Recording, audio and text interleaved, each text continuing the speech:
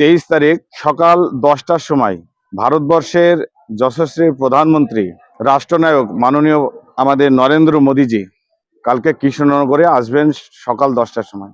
যে নির্বাচনী যে প্রচার, নদিয়া উত্তর সাংগঠনিক জেলা এবং নদিয়া দক্ষিণ সাংগঠনিক জেলা, দুই জেলার 14 জন যে আমাদের এমএলএ ক্যান্ডিডেট আছে, আমাদের ক্যান্ডিডেট আছে, তাদের নির্বাচনী যে প্রচার, সেই প্রচারের জন্য উনি কাল কৃষ্ণনগর গভর্নমেন্ট কলেজ ময়দানে আসবেন।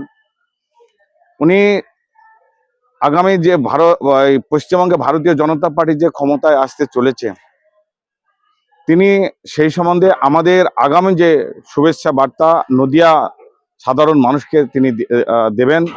এবং সেই সঙ্গে ভারতীয় জনতা পার্টি ক্ষমতা আসার পরে এই পশ্চিমবঙ্গে সোনার বাংলায় পরিণত করার জন্য উনি যেসব কর্মসূচি আগামী জানিয়েছেন, সেগুলি আরেকবার তার মুখ থেকে আমরা শোনার জন্যে এতদ এলাকার সমস্ত সাধারণ মানুষের কাছে আমাদের আহ্বান যে আপনারা কাল দলে দলে এই সভা মঞ্চে হাজির হবেন এবং সভাকে ঐতিহাসিক জনসভায় পরিণত করবেন।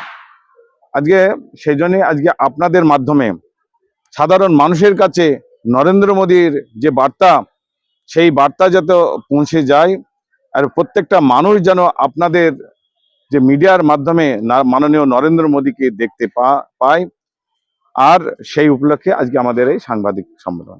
বলছি, এর আগে প্রধানমন্ত্রীকে দেখা গেছে তিনি সভা যাওয়ার আগে কিছুটা রাস্তা রোড শো করেছেন এবং ঝালমুড়ি খেয়েছেন, এরকম কিছু কি চমক বা কিছু থাকছে? এটা আমাদের একটা নির্দিষ্ট স্ট্র্যাটেজি আছে, যেটা আগে থেকে আমাদের বলা ঠিক হবে না। ওনার সাথে আমরা দু একটা স্ট্র্যাটেজি তো অবশ্যই রেখেছি, যে ওনার সঙ্গে কথা বলে তারপরে আমরা সেগুলি পরবর্তী পদক্ষেপ নেব, যাতে সাধারণ মানুষ আগে থেকে কোনো কিছু বিষয় যদি এইটা জানে, সেখানে একটা বেশি ভিড় হবে, সাধারণ মানুষ সেখানে গিয়ে একটা ভিড় হবে, প্রধানমন্ত্রী সেই সব জায়গায় যাওয়াও খুব কঠিন হয়ে যায়। এই জন্য ওনার সাথে কথা বলে পরবর্তী পদক্ষেপগুলি নেবো আমরা।